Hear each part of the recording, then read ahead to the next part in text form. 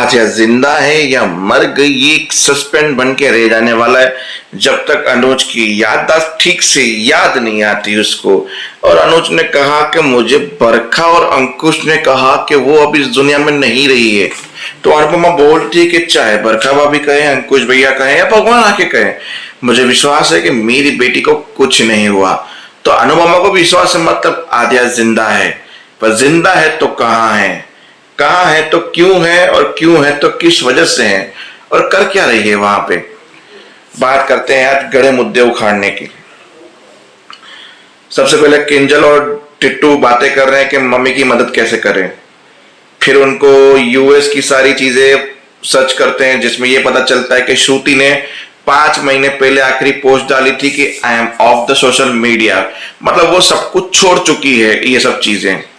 और आद्या की last location भी जब यहाँ से वो यूएस गई थी, एयरपोर्ट पे उतरी थी, जो फोटो डाला था वही। उसके बाद आद्या की भी सोशल मीडिया आईडी डीएक्टिवेटेड है।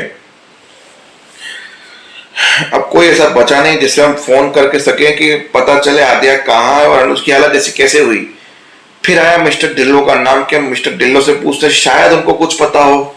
अब मिस्टर ढिल्लो से पूछे उससे पहले वनराज आ गया, बस आप लोग उससे मिलने गए अनुपमा से, मैंने कुछ नहीं कहा, अपनी मनमानी चलाई, आपने बहुत हो गया, पर आप अनुपमा को अनुपमा के हाल पे छोड़ दो, उसकी मदद करना जरूरी नहीं है। फिर टीटू को बोला, तुम बाप हो, ये बनते हो, बड़े बड़े दावे करते थे, तुम क्या फर्ज निभा रहे हो।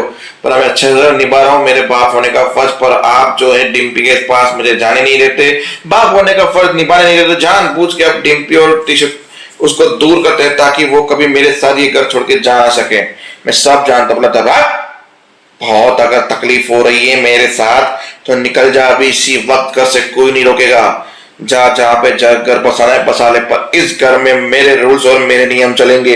तो कान खोल के तुम दोनों सुन लो, यहाँ पे अनुपमा का झाप दोबारा नहीं होना चाहिए।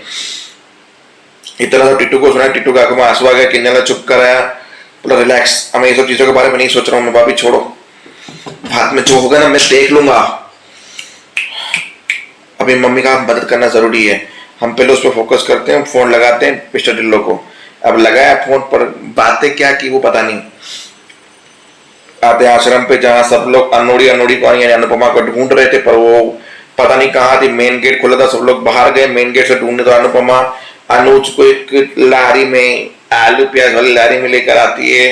फिर अंदर लेके जाते हैं, डॉक्टर को बुलाते, बोला इनकी मन और तन की शक्ति खत्म हो चुकी है, इन्हें आराम की जरूरत है, इन्हें कहीं बहुत दिनों से आराम नहीं मिला, न शरीर का न मन और तन का आराम, और खाने पीने की भी कमी है शरीर में अंदर, जो इनका रूटीन है वो नहीं हो रहा है काफी टाइम से। तो बस अगर ये सुबह तक होश में नहीं आते तो इनको हॉस्पिटल में भर्ती करना पड़ेगा।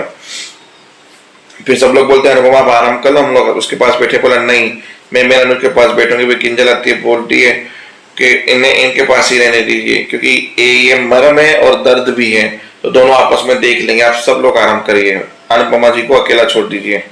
तो सब लोग अपने अपने रूम में चले गए, किंजल वहां पे चली गई।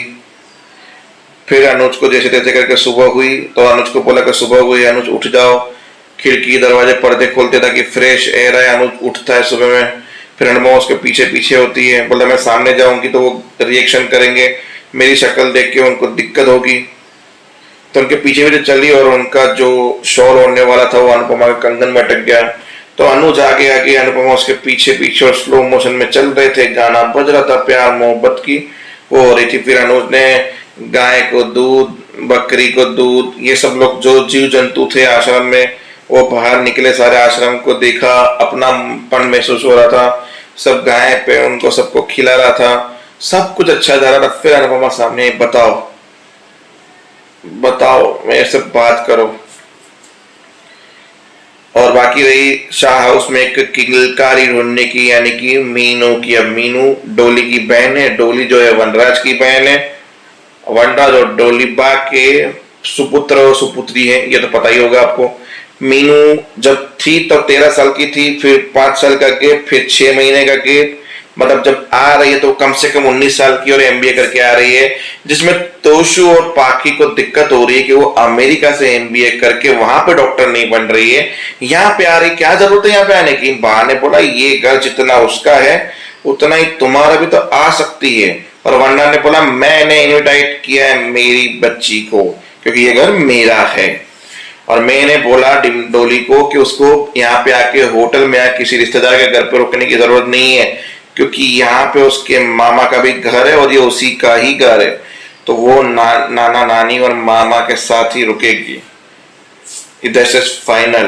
बोला पर यहाँ क्यों करवा जाते हो, अब इतनी बड़ी डॉक्टर बन चुकी है ये वो, तो इंडिया क्यों करे, पागल है, यूएस में लोग डॉलरों में छापते हैं पैसे, तो उसको कह रहा फिर पागलों की तरह इंडिया क्यों आ रही डॉक्टर की करने के लिए। बहाने बोला वो कुछ करने आ रही होगी इंडिया के लिए, बनने आ रही होगी कुछ, आने दो तुम लोगों को क्या दिक्कत हो रही है। तो मतलब मीनू की एंट्री की तैयारी है, ये नया कैरेक्टर कौन होगा, मीनू कैसी होगी मीनू, देखते हैं, मिलते हैं, तब तक के लिए जय हिंद।